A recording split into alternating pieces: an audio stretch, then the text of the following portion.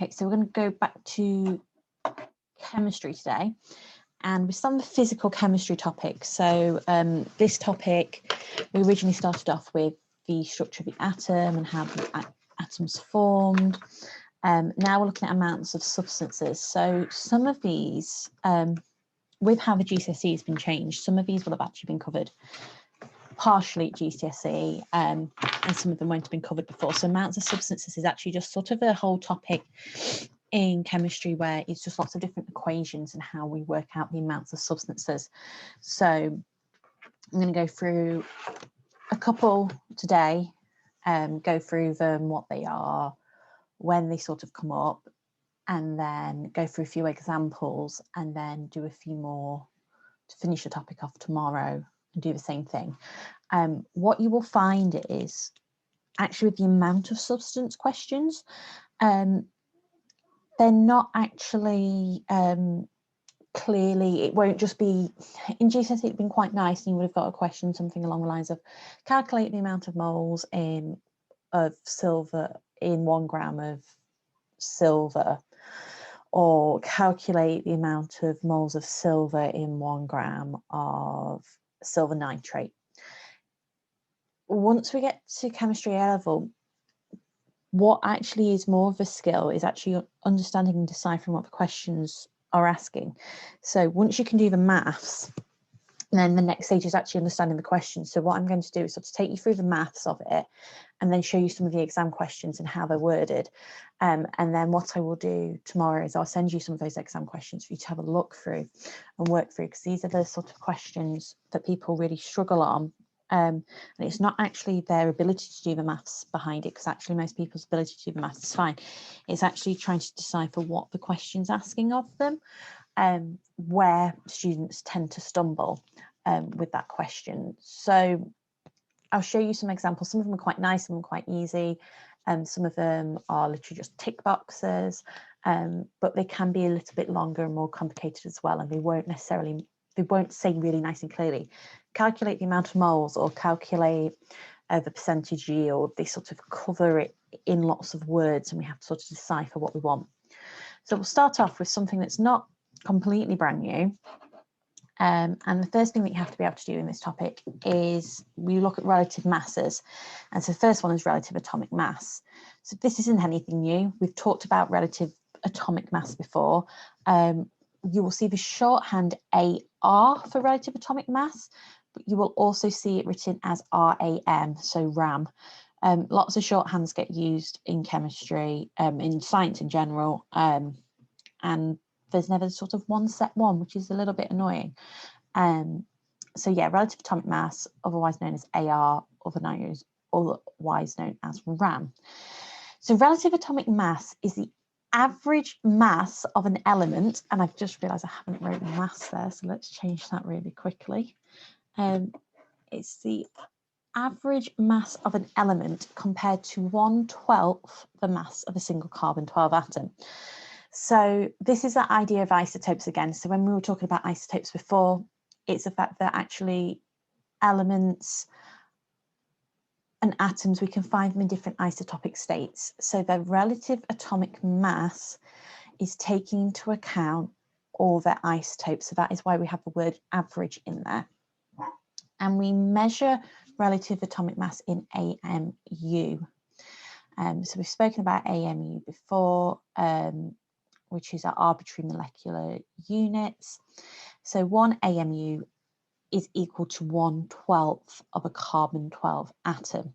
So if the relative atomic mass was 1, then that would mean the mass of that element would be 1/12 of a carbon-12 element. If it was 12, for example, it'd be 12 lots of, so you can sort of see where this is going. 1 AMU is, so it would be the same mass as a carbon-12 atom. So AR is just the average mass of an element in units of AMU, and that's all relative atomic mass is. Relative atomic mass questions usually come with mass spectrometry questions, so I will send some of those over, and you'll get the pictures of the isotopes and the peaks, on the mass spec readings. You have to pick them out, and basically that's that question where you're getting all your abundances together and then dividing by the amount there is. So for example, if you had nitrogen 14 and nitrogen 15, let me actually write this on. So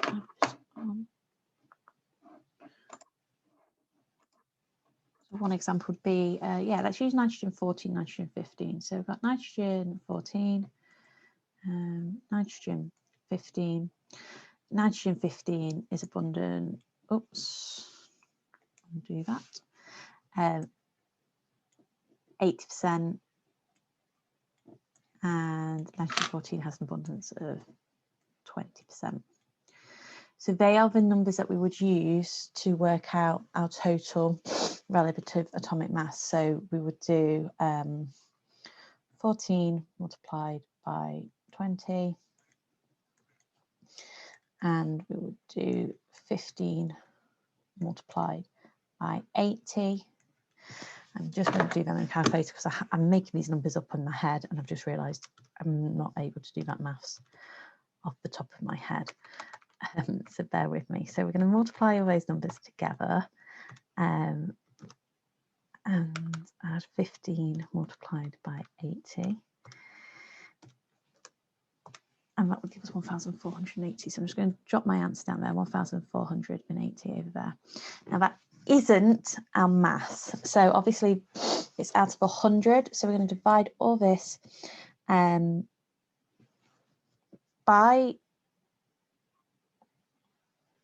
100, which would give us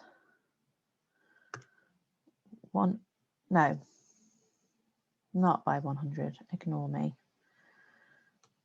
14 add 15, 29, 1480 divided by 29 times by 100. Yeah, so we divide this by 1,000, so we would have 14.8. So our average, our AMU, our relative atomic mass for nitrogen would be 14.8. That's only in this situation. That's just numbers that I've randomly made up off the top of my head, just to make a point. You can do that with lots of other different ones. So that's relative atomic mass. I've covered relative atomic mass before as well with some actual questions. So if you want to flick back to that video at some point to look at them in a bit more detail, you can. Other type of mass we look at is relative molecular mass.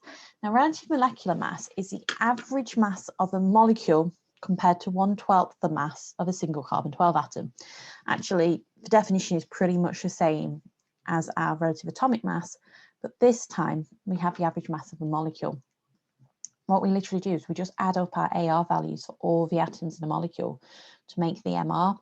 Have I got an example question coming up next, or do I need to? Ah, yes. So,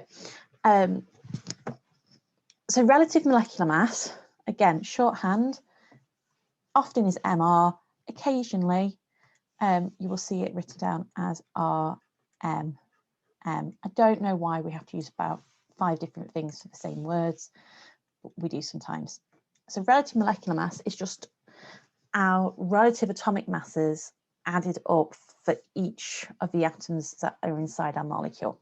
So we'll go through one as an example.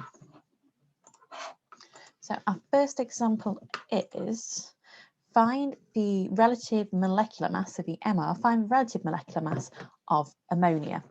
So the first thing that you have to be able to do is actually know what the molecular formula of ammonia is. So we know that ammonia is NH3. So pop NH3 here.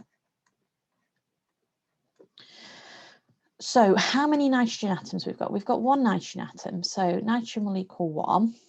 Its AR is 14. So its relative atomic mass is 14. Multiply them together would equal 14. Hydrogen. We've got 3 hydrogen atoms. Its relative atomic mass is 1. multiply them together, we've got 3. Now the last part to now work out our relative molecular mass is just add those two AR values up together. So to get the MR, we're going to do 14 plus 3, which would give us 17. And so the MR, the relative molecular mass, of ammonia is 17, so 17 AMU. So we're just taking those individual atoms, relative atomic masses, and adding them together. And let's go through another example. So we're going to find the MR of ammonium sulfate. So again, we need to know what our molecular formula for ammonium sulfate is. So ammonium sulfate is, here we go, it is NH4 2 SO4, and we work it out exactly the same way as we did before. So we'll start with nitrogen. Okay, so we've got 2 nitrogen atoms present, so we've got 2 lots of nitrogen, and multiply that by its relative atomic mass again, which is 14. So its AR, nitrogen's AR will be 28 nitrogen for this molecule, because we've got 2 lots of nitrogen present. Let's look at hydrogen. Okay, so we've got 4 lots of hydrogen twice. So we've got 4 lots of hydrogen twice. Our AR for hydrogen is 1. So hydrogen will equal 8. Let's look at sulfur. Sulfur, we only got 1 atom. So we're going to do 1 times by its relative atomic mass, which is 32. That would equal 32. And then finally, oxygen, we've got 4 lots of oxygen. So oxygen equals 4 times 16. All of these relative atomic masses you can obviously find on your periodic table. Occasionally, an exam table will give you the ARs. I think just to save you time looking. Sometimes they will, sometimes they won't. But you'll always find them on your periodic table, which you'll be given in an exam. So going back to this, sidetrack. So oxygen, 4 lots of oxygen atoms. Relative atomic mass is 16, so that adds up to 48. So to find the relative molecular mass of ammonium sulfate, we just add all these AR values together. So we would do 28 plus 8, let's write it out here. So our MR would be 28 plus 8 plus 32 plus 48, which would give us the grand total of 116. And again, don't need to put any units next to it because that is in AMU. So that would be our relative molecular mass for ammonium sulfate. And so that is roughly how we work out the MR of things like ammonium sulfate. And what I'll do is I'll send you some questions over that look like this, where you just sort of practice working out the MR, and actually working out MR and AR is really, really nice questions. The problem is these get embedded into other questions. And as we go on to look at more calculating amounts of substances, you regularly need the MR or the AR to do other calculations. So rather than it explicitly stating find the MR, you need to know the MR to do other equations. So it sort of comes in that way. Unfortunately, we don't often get questions just like this, but the better and more confident we get at working it out like this, when we then need to apply it in other situations, there's less of an issue. Let's go on to the next bit. Now we're going to have a look, oops, get rid of all the annotations, at the mole. The mole is something that we've already spoken about when we were talking about the atom and atomic structure. We've looked at the mole before at GCSE. So we have this fantastic number, 6.02 times 10 to the 23. And that is Avogadro's constant. And it's just a set number of particles. It's just a set number, really. It's the amount of things there is. We could use Avogadro's constant to describe the amount of fence panels you have, the amount of chocolate buttons you have. But in this instance, we've used Avogadro's constant, and it is a set number of particles. So our value of the mole is, again, we have that carbon-12 come into place. So carbon-12 weighs 12 grams. Carbon-12's mass is 12 AMU.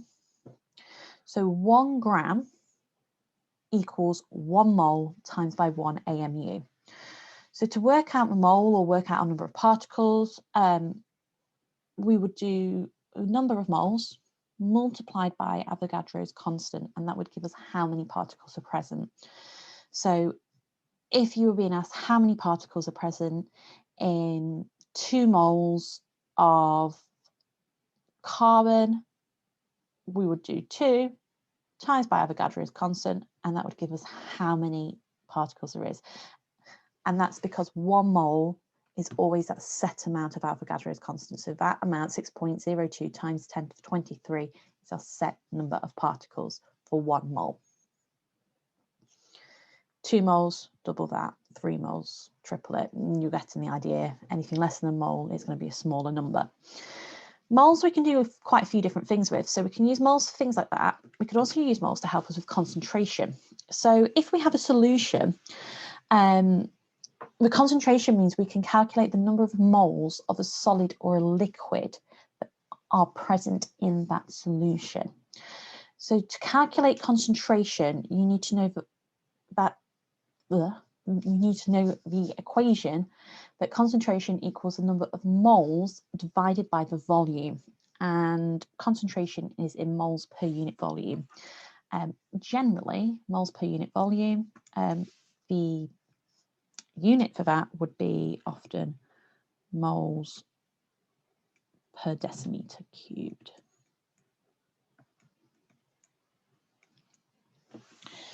And that is normally our unit for that. So yeah, we can calculate the concentration using moles again. All these equations that I've come up with so far, so relative atomic mass, relative molecular mass, calculating moles, calculating concentration using moles, you have to know these calculations. They're a bit like the equations that you have to know when you did GCSE physics. These are ones that you have to know and you have to remember how to do them. So along with people not understanding the questions for exams, it's been the second issue is people not being able to recall which equation we need to use where. So whilst people are very confident and happy doing it in class on a piece of paper in front of them when they've got the equation with them, it's actually recalling the correct equation, potentially rearranging that correct equation and using it in the same place. So it starts to become a bit more complicated than really just a few sets of calculations that we're doing. And so the last, it's not this is the last thing, but the last part of moles is obviously we can work out the number of moles through this equation of mass divided by relative molecular mass. This is probably the part of moles that you've done before in the past at GCSE. So if you have a specific mass of a substance, so let's say we want to work out how many moles are present in 5 grams. My pen's not on the right thing, a bit annoying. Want to work out how many moles are present in 5 grams of H2O. Let's do that. 5 grams of H2O. Well, okay, so the first thing we need to do is we need to work out the MR of H2O. So this is my point about actually you won't necessarily get told, well, work out the relative molecular mass of water. It comes into play here. Sometimes I'll give you it, sometimes they won't. So again, we know that hydrogen, we've got 2 hydrogen atoms present. So we've got 2 times 1, which is its relative atomic mass. Oxygen, we've only got 1 oxygen molecule. Its relative atomic mass is 16. So that's 16. So 2 at 16 would give us 18. So its MR is 18. So we would do 5 divided by 18, and then that would give us how many moles are present for that molecule. So how many moles are present? How many moles of water are present? Well, that would be 0.27 moles. 0.27 moles are present in 5 grams of water. And so then obviously, if we know it's 0.27 moles, we can then extrapolate that into how many particles are present using Avogadro's constant. So then from here, we could go, okay, well, I've got my number of moles. I want to know how many particles I've got. So I do 0.27 moles, and I'm going to multiply that by Avogadro's constant, which is 6.02 times 10 to the power of 23. Pop brackets on that. You don't have to put brackets on this. I just quite like to. I prefer it. I'm going to do that on a calculator because I'm not going to delude myself. I can work this out in my head. 6.02 times 10 to the power of 23. This is the issue of making up questions as you go. So we would end up with 1.6254. 1.6254 times 10 to the power 23 molecules. So obviously we've got a lot particles, sorry, so we've got a lot less particles than 1 mole, because obviously 1 mole is 6.02 times 10 to the power 23. We've got 1.6254 to power to 10 to the power of 23. So we've got this difference. So that's lots of the things that we can sort of do with moles. If then you were given sort of solutions and you were asked to concentrate, work them out from there, you can do that with solutions as well. So let me clear, oops, that's not what I want to do. Let's clear those drawings, clear all drawings. I don't know where that number 5's come from. Let's have a look at this exam question. So this is sort of what I mean by, we sort of put these strange exam questions in everywhere. So get asked, it says, okay, this exam question is about sodium fluoride. Some toothpaste contains sodium fluoride. The concentration of sodium fluoride can be expressed in parts per million. So straight away, we've got the word concentration coming into place. So we know we might need to use our concentration calculation. So 1 part per million represents a concentration, so we've got the word concentration again, of 1 milligram in every 1 kilogram of toothpaste. So 1 part per million represents a concentration of 1 milligram in every 1 kg of toothpaste. So in every kg of toothpaste, there's 1 milligram of sodium fluoride. So your question is, you have a 1 gram sample of toothpaste, and it was found to contain 2.88 times 10 to the minus 5 moles of sodium fluoride. So we've been given our moles, we've been given our mass, and what we're asked to do is we're asked to calculate our concentration of sodium fluoride in parts per million for the sample of toothpaste, and you need to give your answers to 3 significant figures. So the first thing that you need to do is you need to work out your relative molecular mass for sodium fluoride. Again, that isn't stated clearly in the question. It's just something that you start to have to learn that you need to do. So the first thing you're going to do is work out your relative molecular mass of sodium fluoride. So the MR for sodium, let me put it here, sodium fluoride equals 42. So now we have that part. Okay, so we know that 1 gram of toothpaste contains, so we've got 1 gram of toothpaste, and it contains 2.88 times 10 to the minus 5 moles. So this is using our 2.88 times 10 to the minus 5 moles of sodium fluoride, and we want to work out our concentration. So from this, we're going to use our relative molecular mass. So when you think about, when we've spoken about for mass, people have said, oh, okay, so mass divided by relative molecular mass will give us moles. So moles is mass divided by MR. We've actually got moles and MR, so we're going to move this around.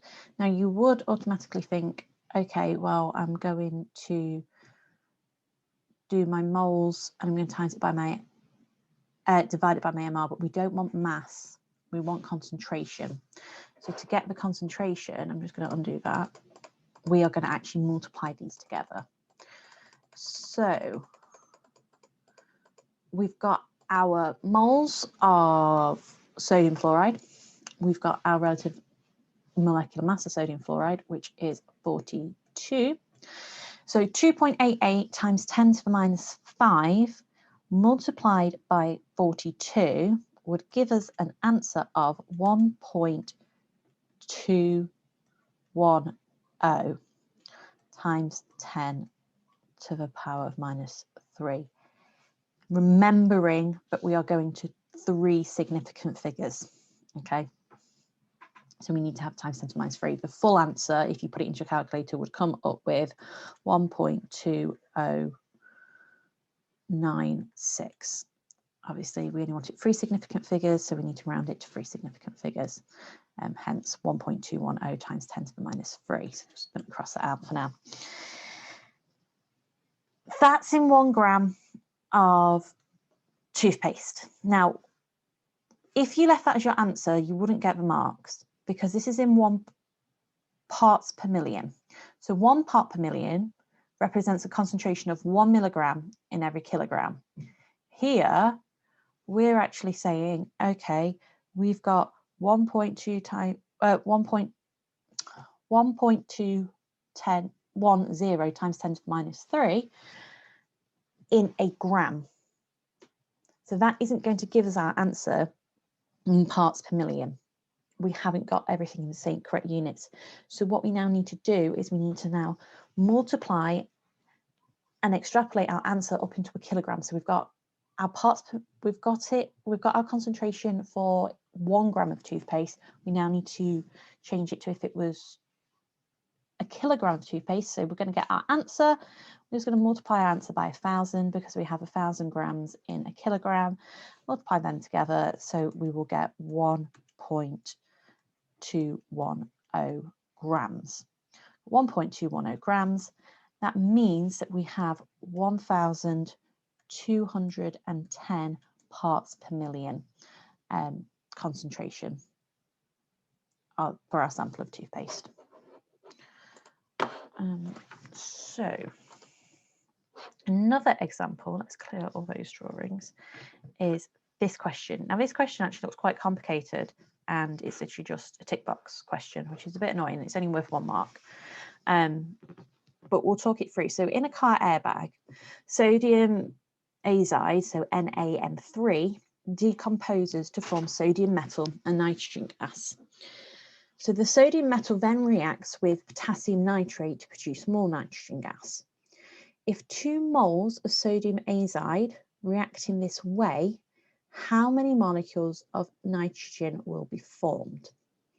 So you have been given Avogadro's constant as 6.022 times 10 to the 23 moles. So we have 2 moles of sodium azide, and we are looking, if we have 2 moles of sodium azide, which is NaN3, which is this part up here, and they react in this way, we want to work out how many molecules of N2 will be formed. Now, obviously, it's 2 moles, 3 moles, so we've got a ratio of 2 to 3. So our answer in this situation would be B. So it's not going to be a whole mole here, because obviously if we're looking at how it's going to go process, our answer here then would be B. Take the mouse off, go to this part. So then we're going to go on to the ideal gas equation. Ideal gas equation is really quite nice. Ideal gas states, and we've got moles coming in again, that pressure times by volume gives us the number of moles multiplied by the gas constant multiplied by temperature.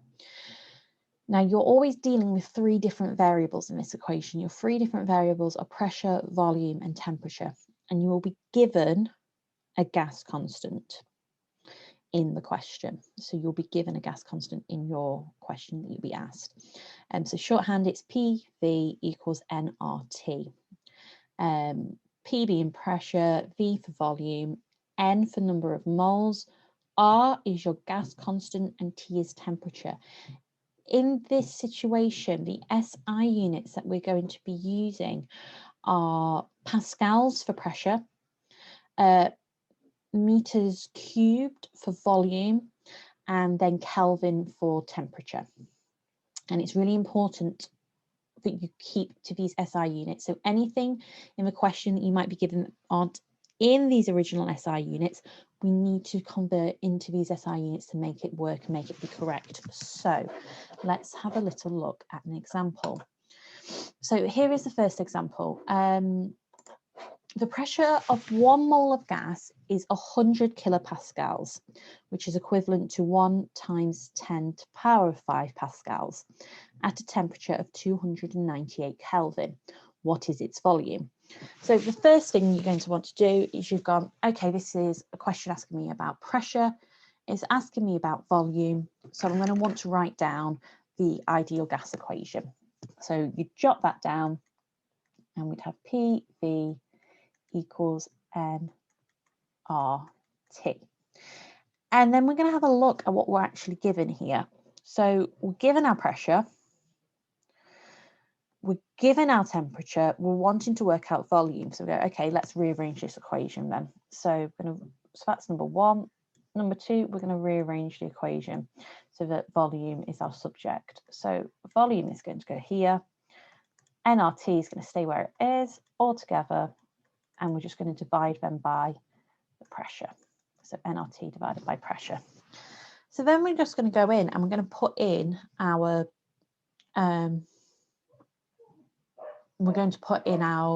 substitute in our, I can't think what the word is, values. There we go.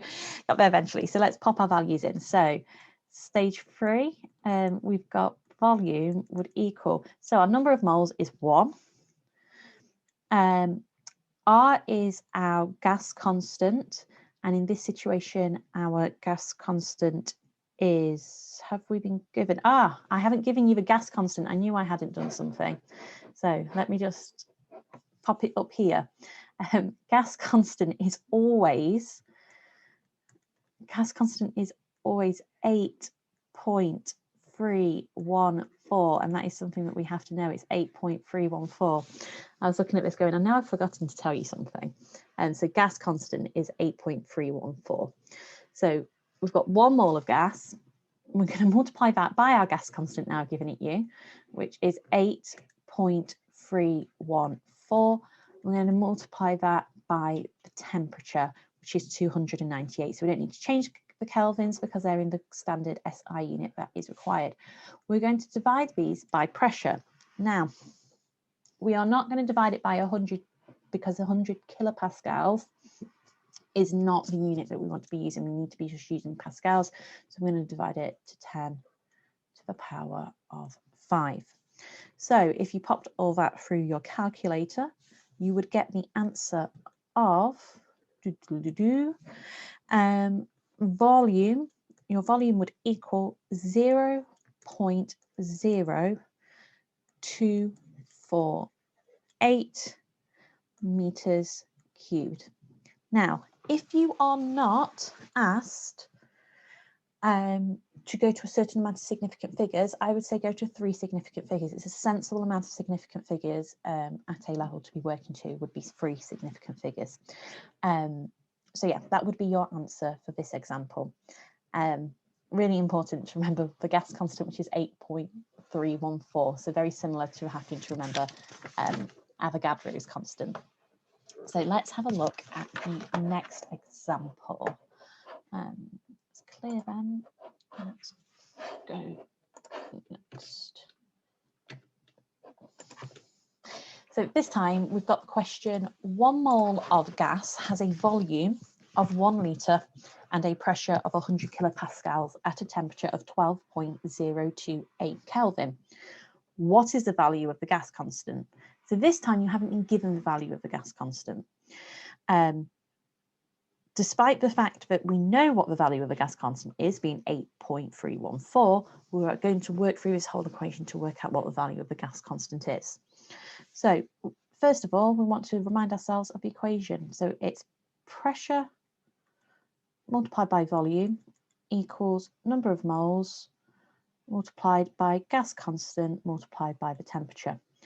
We want to put gas constant as our subject. So R is going to go here. And for R to go there, we're going to have PV still together, PV over NT. So I'm going to go now and put in all my different units, all our different measurements into our equation now. So R equals pressure. Our pressure for this one is 100 kilopascals. So we are not going to put, oh, sorry, it's not 100 kilopascals. No, it is, sorry, it's 100 kilopascals multiplied by 1. So it wouldn't be 100 kilopascals, it'd be 10 to the power of 5 pascals, 10 to the power of 5 multiplied by 1.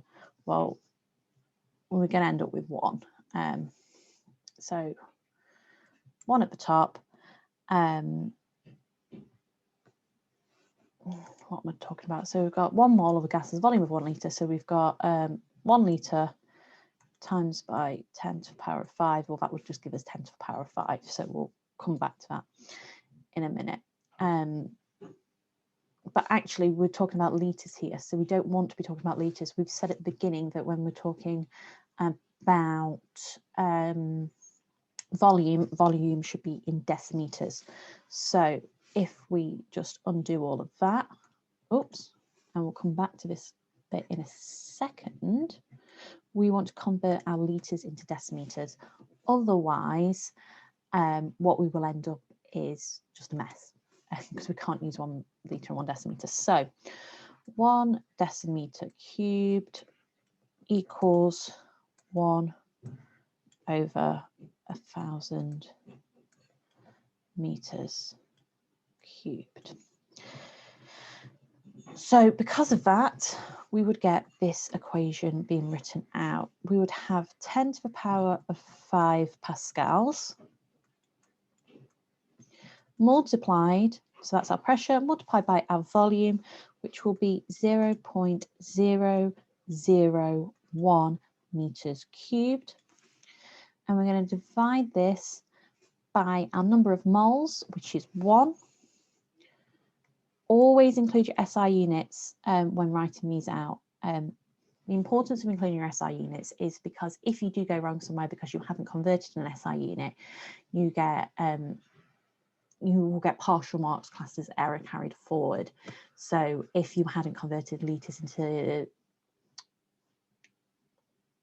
changed our volumes, then we would be able to, you would lose marks, you wouldn't get the correct value in the end, but you would only lose 1 mark for just missing out 1 stage.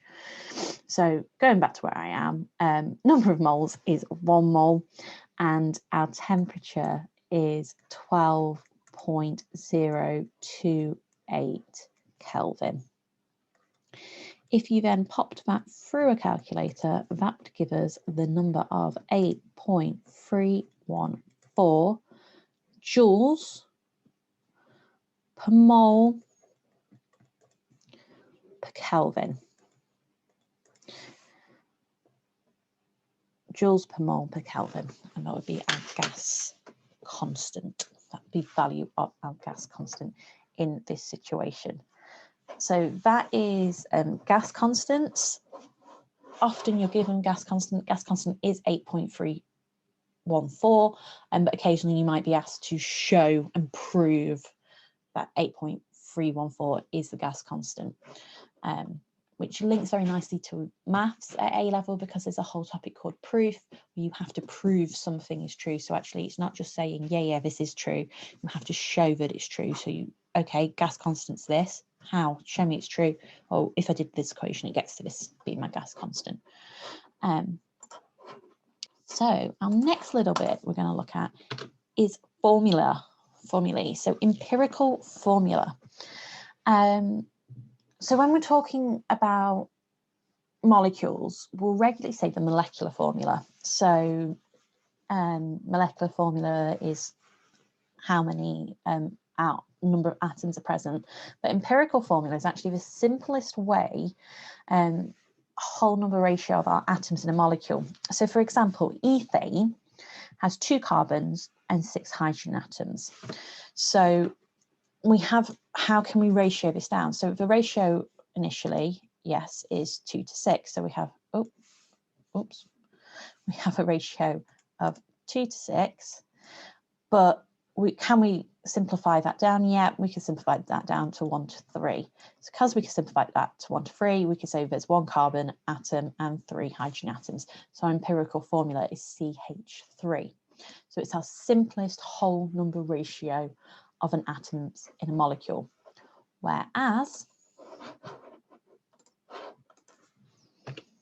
our molecular formula is our actual number of atoms of each element in a molecule. So it's always going to be a multiple of our empirical formula. So if we think back to our empirical formula for ethane, our empirical formula for ethane was CH3. Well, the molecular formula of ethane is C2H6. That is just our empirical formula multiplied by 2. So CH3 multiplied by 2, you would get C2H6. So that's the difference between empirical and molecular formula. It's a bit of a strange one. You'll occasionally get asked, work out the empirical formula for this molecule, and you need to work out your ratios. It's not, again, one that comes up a lot by itself, but you have to know the difference between empirical and molecular formula. There's lots of questions where you can get asked, describe the difference of empirical and molecular formula.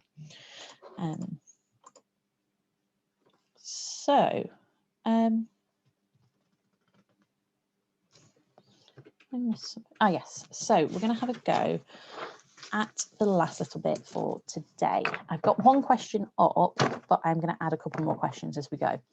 So we get to balanced equations, and balanced equations when we get to A-level are a little bit more, they're not any more complicated than they were at GCSE, under the basis that actually balanced symbol equation is a balanced symbol equation.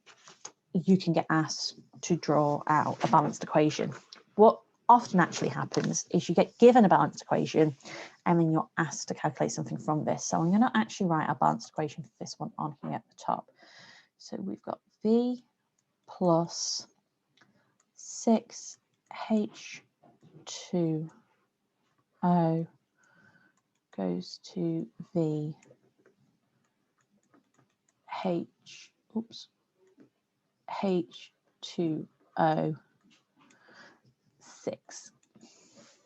So that is our reaction. So the question that you're asked is, what volume and what mass of water reacts with 1.5 grams of vanadium in reaction shown, given that the relative molecular mass of vanadium is 50.9. Now, we've used relative molecular mass. We could have used relative atomic mass here because vanadium isn't a molecule, but it's fine. So the first thing that we need to do is, before we can even look at how much water is going to react with vanadium. So we've been given our mass of vanadium. So we know 5.1 grams of vanadium going to react with water to produce those products. So the first thing that we actually want to do is we want to calculate the number of moles of vanadium that's present. So that's going to be our step 1. So we're going to calculate the number of moles of vanadium. I'm just going to pop V for vanadium. So, okay, so let's have a look at this. Can we work out the number of moles of vanadium? Yeah, we can. We know we've got 5.1 grams of vanadium. I have to put my one there. So we've got 5.1 grams of vanadium, and we know that its relative molecular mass is 50.9. So mass divided by molecular mass will give us moles. So 5.1 divided by 50.9 and that will give us 0.1 moles. So this is what I mean by you won't necessarily get these individual questions where it's like, just work out the amount of moles of vanadium. It gets embedded into these questions. So that's our first part. We've worked out our number of moles of vanadium. So we've done our mass divided by our relative molecular mass gives us 0.1 moles of vanadium. Now, we've got our number of moles for vanadium. We're going to calculate the number of moles of water that is needed. So, step 2, we're going to calculate the number of moles of water needed. My pen's just got a bit crazy. Needed. Nice. Okay, so if we go up here and have a look at this reaction, we can see at the ratio 6 H2O reacts with, so 6 molecules of water react with 1 molecule of vanadium. So we have a ratio of 6 to 1. I mean, we can do 1 to 6 because it's actually that way around. But yes, so 6 molecules of H2O react with 1 molecule of vanadium. So it's a 6 to 1 ratio. So if 1 molecule of vanadium has a mole of 0.1, we've got 6 times that amount for H2O. So 0.1 times by 6 will give us 0.6 moles. So now we've got 0.1 moles of vanadium, and that is reacting with 0.6 moles of H2O. So I'm just going to pop H2O here so we know what we're talking about. We've got H2O here, I've got vanadium there. Now, because we have worked out our number of moles of water, we can now work out our mass of water. So we're sort of working this out backwards. So we worked out the moles of our vanadium to allow us to work out the number of moles of our water. And now, because we've got our number of moles of water, we can work out our mass of water, because we can work out the relative molecular mass of water. We've got our moles of water, so therefore we can then get our mass. So let's pop down step 3. So we're going to calculate the mass of water. Calculate the mass of water. So 1 mole of water weighs 18 grams. We know that because of our relative atomic mass, relative molecular mass. So relative molecular mass, H2O, oxygen is 16. That's if we work out our MR. Oxygen, we've got 16. Hydrogen is 1. That's multiplied by 2. Add them together, we've got 18. So we know that 1 mole of water is going to weigh 18 grams. Therefore, if we have 0.6 moles of water and we multiply that by 18 grams, that will equal 10.8 grams. So that is how much water we have got. So I'm just going to put water here. 10.8 grams of water. So our final step, I'm just going to erase these so we can do this final step over here. Our final step then will be to calculate our volume of water. So we've done everything else and we just need to finally do the volume of water. So step 4, we are going to calculate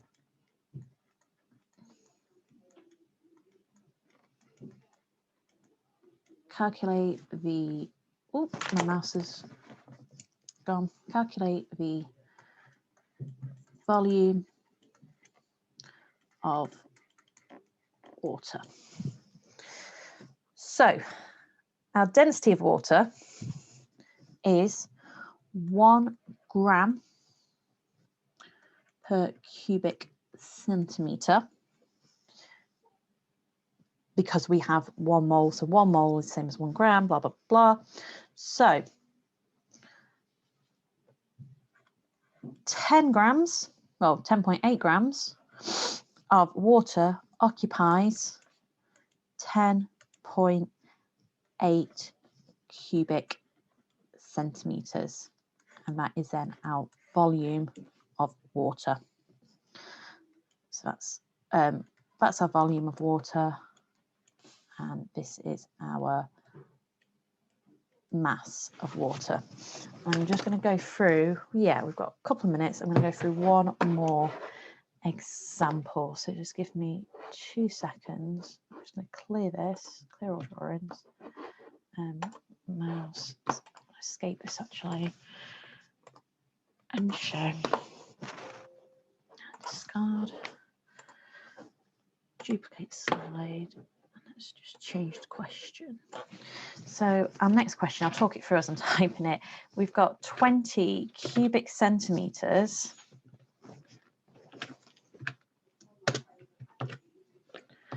of H2, oops, that's the wrong way.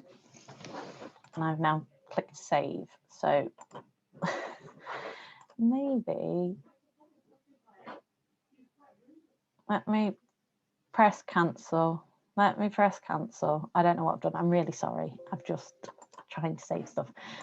We don't want that two up there, is basically what I'm trying to get rid of. Let's do this. Everything's gone really small. I don't know what I've done. I give up. Of H, yeah, there we go. Right, let's pretend I'm subscripting this because I can't do this quickly. H2SO4 aqueous of an unknown concentration is titrated with 0.1 moles per decimeter cubed of NaOH aqueous. The titer measured is 15 cubic centimeters. What is the concentration? Is concentration of H2SO4. Where is the number 4? Right, it's definitely also not how you spell concentration. So concentration. So bit of a jumble. So we've got 20 cubic centimeters of H2SO4. Ignore that random one that's on there. H2SO4 of an unknown concentration. So we've got an unknown concentration, so we're obviously going to look for concentration, and we titrate that with 0.1 moles of sodium hydroxide. So the titer is measured, and we want to find out the concentration. So you are given the equation of this 2NaOH plus H2SO4 goes to 2H2O. H2H2O plus NaS. Oh, I don't know what I've done. NaSO4. So, first of all, we're going to calculate the number of moles of sodium hydroxide in the titer.